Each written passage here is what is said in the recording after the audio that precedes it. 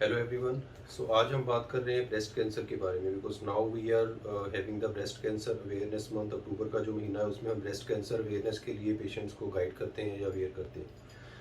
तो अगर हम बात करें ब्रेस्ट कैंसर की, पर्टिकुलरली हमारे देश के अंदर पिछले 10-15 साल से यू माइट हैव सीन कि जो ब्रेस्ट कैंसर के केसेस हैं वो इमीडिएट इंक्रीजिंगली पैटर्न में रेज हो रहे हैं। बिकॉज वेस्टर्न कंट्रीज़ के अकॉर्डिंग अगर हम देखें तो वेस्टर्न कंट्रीज़ के अंदर नंबर ऑफ कैंसर केसेस जो ब्रेस्ट कैंसर के पेशेंट्स हैं वो ज़्यादा हैं as compare to India. But उनका जो डेथ रेट है वो कंपैरेटिवली हमारी कंट्री से काफ़ी लो है, because success rate is very high plus early diagnosis is very important in this case. So उस हिसाब से हमारे देश के अंदर ब्रेस्ट कैंसर के पेशेंट्स, नंबर ऑफ पेशेंट्स कम है बट डेथ रेट ज़्यादा है as compare to the western countries. अब उसके रीजंस क्या हैं, उसकी प्रिवेंशन क्या हो सकती है, उसके अर्ली साइन एंड सिम्टम्स क्या हैं, तो ये सारी चीज़ों के बारे में हम आज कुछ डिस्कशन करेंगे। फर्स्ट थिंग इज़ कि अगर हम बात करें कि ब्रेस्ट कैंसर के होने के कारण क्या हो सकते हैं, तो कारण वही जैसे हर कैंसर में हम बात करते हैं कि या तो वो मॉडिफाइबल रिस्क फैक्टर्स हो सकते हैं या फिर अनमॉडिफाइबल रिस्क फैक्टर्स हो सकते हैं। मॉडिफाइबल रिस्क फैक्टर जिनको हम कंट्रोल कर सकते हैं कुछ हद तक। तो ब्रेस्ट कैंसर के अंदर मॉडिफाइबल रिस्क फैक्टर्स क्या क्या हैं? सबसे बड़ा कारण ओबेसिटी हो सकता है, स्मोकिंग हो सकता है, टोबैको हो सकता है, अल्कोहल भी हो सकता है। उसके अलावा जो कुछ पेशेंट्स के अंदर हम देखते हैं कि जो लेट एज के अंदर जो पेशेंट्स प्रेगनेंसी अडॉप्ट करते हैं तो वो चीज़ें, that is also very important risk factor. Come breast feeding करना वो भी एक रिस्क फैक्टर हो सकता है ब्रेस्ट कैंसर के पेशेंट्स के अंदर।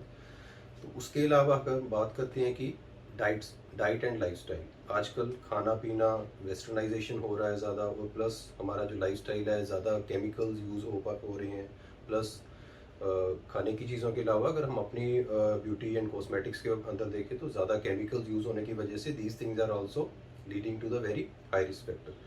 तो उसके अलावा कुछ बातें हैं कि जैसे जेनेटिक कॉज डेफिनेटली वो हमारे हाथ के अंदर नहीं है, that can not be controlled at our and, but yes that is also part, but that is not the most important part. Because around 10 to 15% जो ब्रेस्ट कैंसर के पेशेंट्स हैं वो जेनेटिक प्रीडिस्पोजिशन की वजह से होते हैं, बट अदरवाइज 80 to 85% जो पेशेंट्स हैं वो मॉडिफाइएबल रिस्क फैक्टर्स की वजह से, जिनको हम कहीं ना कहीं प्रिवेंट कर सकते हैं with just small changes in the diet and lifestyle of our routine work. तो उसके बाद अगर हम बात करते हैं कि ब्रेस्ट कैंसर किस एज ग्रुप में ज़्यादा होता है, there is a very big myth कि ब्रेस्ट कैंसर जनरली जो 40, 45 या 50 ईयर्स के ऊपर की जो लेडीज़ हैं उनके अंदर देखा जाता है। ऐसा नहीं है।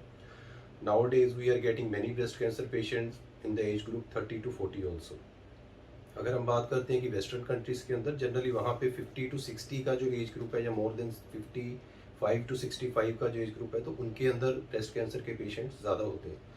बट हमारी कंट्री में वो चीज़ 10 से 15 साल अर्ली स्टेज में आ जाता है, मीन्स 35 to 45 और even up to the 50 years of age breast cancer के पेशेंट्स देखने को मिल जाते हैं। रीज़न वही आपको मैं बता रहा हूँ, westernization plus all the diet and lifestyle changes जो हम लोग अडॉप्ट कर रहे हैं वो इन सब चीज़ों के अंदर इन्फ्लुएंस कर रही है। उसके अलावा hormone replacement therapy, there are many patients इनको हम देखते हैं कि जो hormone replacement therapies, because recently in many researches it has been concluded कि जो हार्मोन रिप्लेसमेंट थेरेपी के जो पेशेंट्स हैं उनके अंदर ब्रेस्ट कैंसर होने के जो इंसिडेंस कंपैरेटिवली ज़्यादा होता है। अगर हम बात करें कि फैमिली हिस्ट्री की, अब कुछ लोगों का कहना होता है कि हमारी फैमिली में तो किसी को कैंसर नहीं है तो हमें कैंसर होने का कोई मतलब ही नहीं बनता। This is simply a very strange myth. क्यों? बिकॉज ओनली 10 to 15% के जो पेशेंट्स हैं उनको फैमिली हिस्ट्री होने की वजह से, जेनेटिक कॉज की वजह से ब्रेस्ट कैंसर होता है। बट अराउंड 80 to 85% पेशेंट्स, उनके अंदर हम देखते हैं कि फैमिली में किसी को भी कैंसर नहीं था। सो जस्ट बाय सेइंग कि मेरी फैमिली में किसी को कैंसर नहीं है so I am well protected, that makes no sense at all. उसके अलावा अगर किसी की फैमिली में किसी को पहले ब्रेस्ट कैंसर है in the first relationship group, तो उस पेशेंट के 2-fold चांसेस ज़्यादा होते हैं, बट दैट डजेंट मीन कि उनको सबको कैंसर होगा, वन थिंग।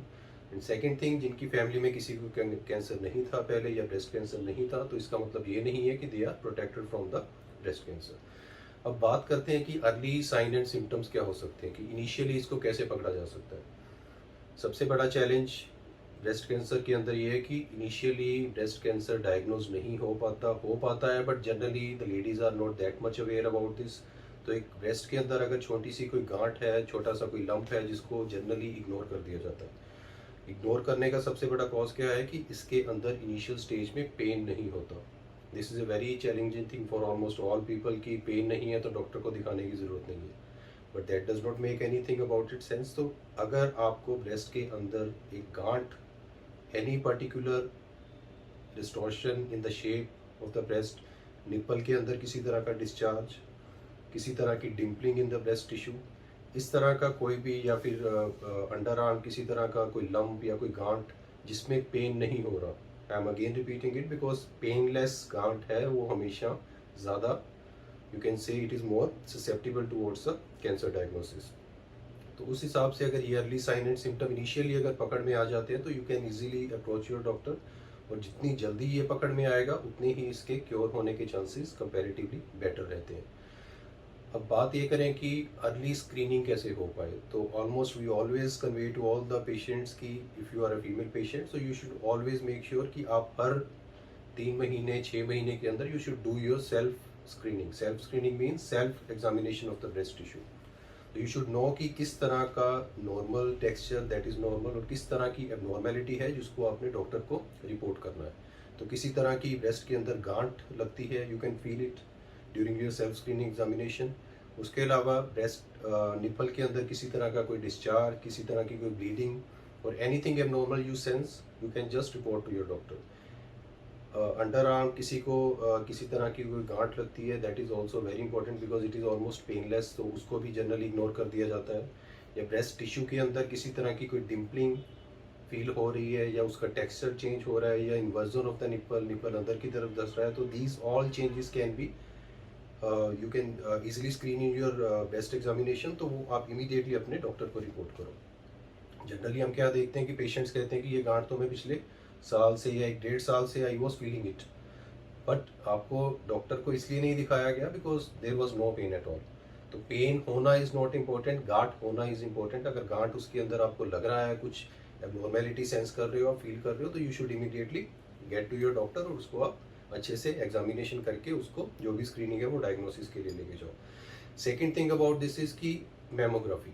अब मेमोग्राफी के नाम से there are very misconceptions, myths in the society की मेमोग्राफी करवाने से रेडिएशन का एक्सपोजर हो जाता है या ब्रेस्ट कैंसर बढ़ने के चांसेस हो जाते हैं। So there is nothing like this. अगर किसी पेशेंट के अंदर किसी तरह का कोई सस्पेक्टेड गांठ है तो उसको इमीडिएटली मेमोग्राम के लिए भेजा जाता है जस्ट टू लुक आउट कि उसमें क्या चेंजेस आए। बिकॉज मेमोग्राफी है अगर after 35 years of age, generally we consider that 40 plus age जो patients हैं, they should have a regular screening of the mammography every 2 years। हर 2 साल के अंदर एक मेमोग्राफी करवाना चाहिए just for the screening purposes, ताकि किसी तरह का कोई अर्ली चेंजेस ब्रेस्ट के अंदर अगर हो रहे हैं तो उसको पकड़ के इनिशियली उसका इलाज किया जा सके। Then comes out to be the diagnosis.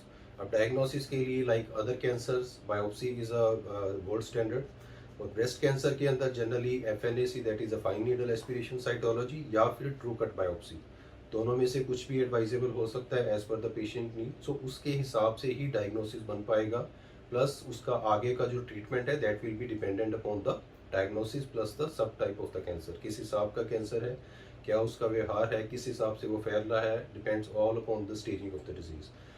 So about the cancer awareness, my suggestion again to all the patients that you should never ignore any lump in the breast, one thing. Secondly, the ladies who are above 40 years of age, they should have a self screening, plus they should do the mammography every 2 years. तो हर 2 साल के अंदर अगर एक mammography आप screening purposes के लिए करवाते हो, तो अगर किसी तरह का इनिशियल कोई चेंज ब्रेस्ट के अंदर अगर आ रहा है उसको जल्दी से पकड़ा जा सकता है, that can easily B cured at a very high marginal rate। because अगर हम बात करें स्टेज 1 पेशेंट्स की तो around 80 to 90% patients of breast cancer can be cured। Thank you so much.